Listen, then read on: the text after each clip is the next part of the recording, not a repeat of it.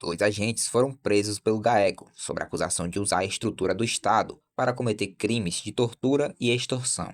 Os investigados Patrick Luiz da Rosa e Rodrigo Ramos Patrício Pinto, que atuavam em Pontal do Paraná, exigiam até R$ 3.000 por quinzena de moradores para, abre aspas, não comprometer a paz das vítimas, fecha aspas, além de um vídeo compartilhado entre os próprios policiais que mostra um jovem de 24 anos sendo espancado com pedaços de madeira. A prova mais chocante veio dos celulares apreendidos. Em mensagem para a companheira, um dos policiais confessou as agressões, dizendo que estava escondido no mato, quebrando o braço e os dedos das vítimas. Segundo o Ministério Público, as torturas ocorriam inclusive dentro do próprio batalhão da corporação.